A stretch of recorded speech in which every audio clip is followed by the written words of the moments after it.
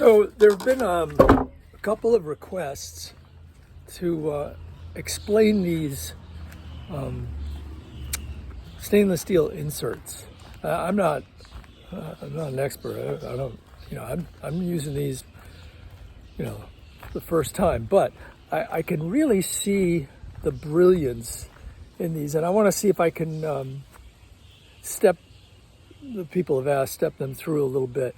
A little something that I found out, maybe save a little bit of heartache because actually I've had to do a couple of iterations on this to get it right. So these are the, I'm calling battens, but they're sort of the gutter arrangement, or not gutter, but caps that go over this board. It's really PVC, it's foam PVC. And then these are mounted and the plastic hinge gets VHB taped in here. Anyways, I mean, here's an example of what that batten is. This is the batten, and this is the actual, what they call a living hinge. And it's actually VHB taped right there. This is some old VHB tape that I already ripped off, but it's pretty aggressive. Sticks pretty well. Anyways, so underneath there is where I've discovered I should screw in or bolt in. I mean, I guess technically it's called a machine screw, which is really a bolt as far as I know. And so that goes, and then it goes into the side of the boat. And the thing is that the boat is, whatever, it's 6 or 9 millimeter plywood. But in some places, I guess I didn't say this, in some places it's polycore. Let me get you I want to show you this piece of polycore that's all laminated. It's a little cutout piece because it'll help illustrate this. I mean, polycore is kind of a miracle thing.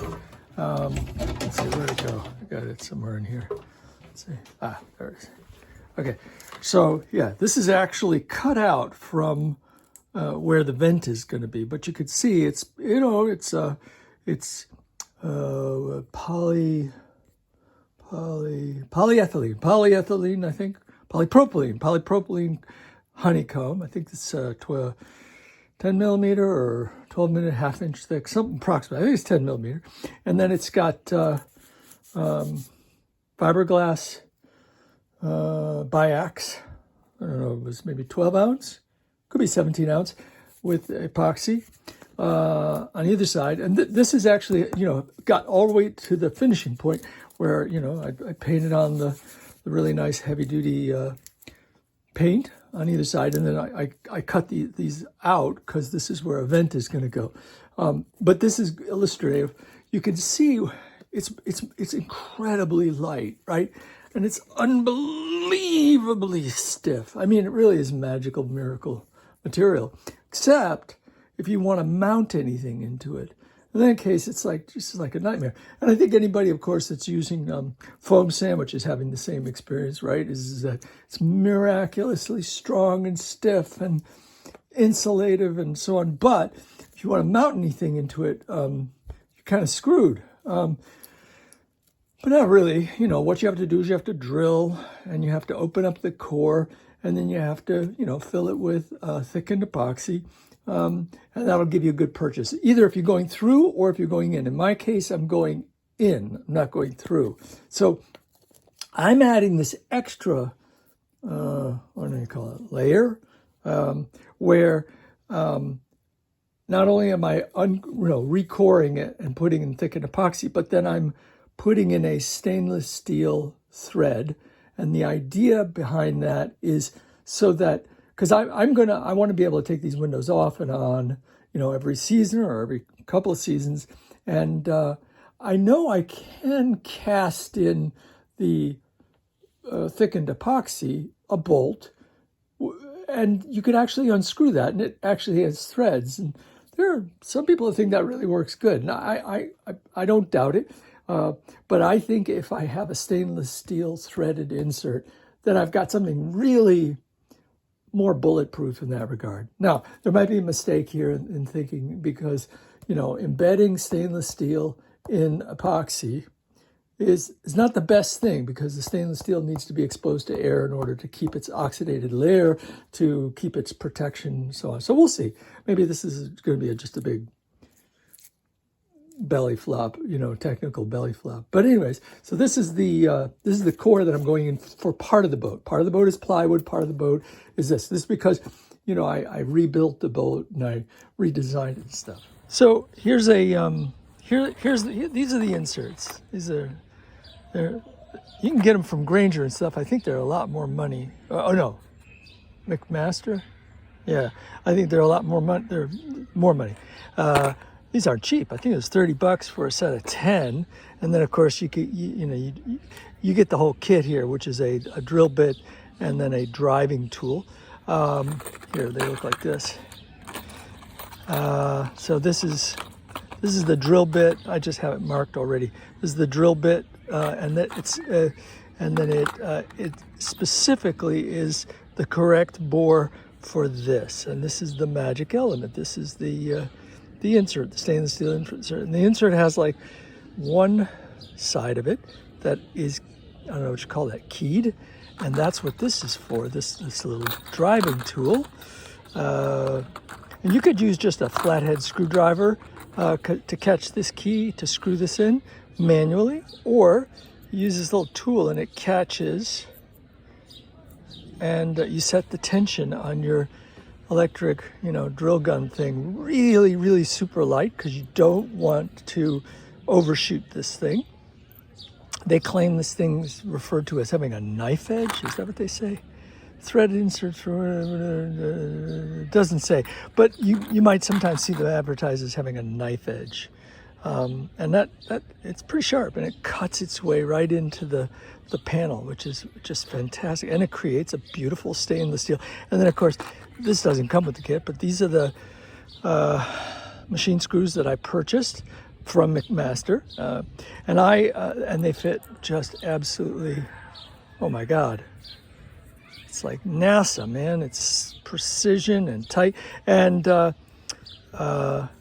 I specifically got this kind of head. I think it's called a truss head, because I needed something that was wide and flat, because what I'm holding down is this batten, and this batten is actually made out of PVC, and so it's actually pretty soft.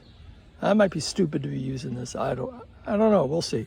Time will tell. But it machines very nicely, and it seems pretty durable. Can get brittle in freezing weather, so you don't want it to be anything that's going to be banged when it's cold, super cold. But this form of a head, I think, I did have flathead prior to this and tried a flathead with it, and what it did was it squeezed its way in and it distorted the plastic of the PVC. That didn't look right at all. It looked really bad. So at least the truss head really grabs it, catches it on a hard parallel edge, perpendicular edge, I don't know, and really captures the plastic in solid. And so I think it's a pretty good, solid sort of mechanical fastener. So typically with drill, fill, drill, whatever your target hole is, the finish hole that you want, which is this size, right?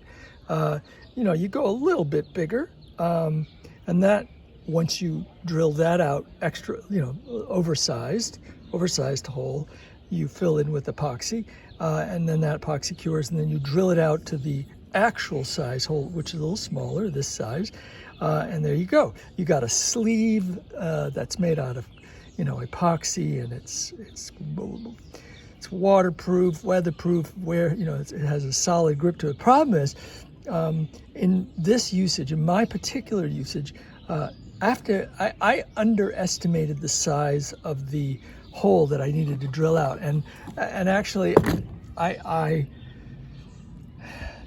didn't have enough epoxy. I didn't have a wide enough diameter epoxy target to make good on this. So I've actually had to go to that. That's the size that I'm actually drilling out. And I guess it doesn't matter. When you drill, fill, drill, you can drill out a big giant hole and you're filling it. So I guess it doesn't matter, but it's one of those things where I didn't understand that.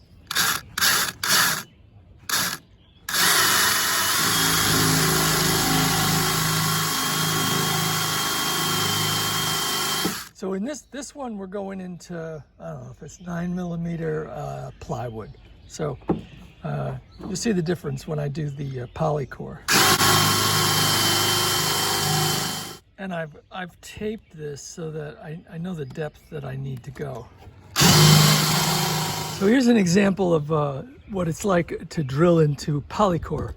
Even though the deck looks all the same, I know this is where I created the new portion of the boat. So I know it's not plywood, and this is where polycore is. So, can't really see in the sun whether I got this in the photo, but let's see.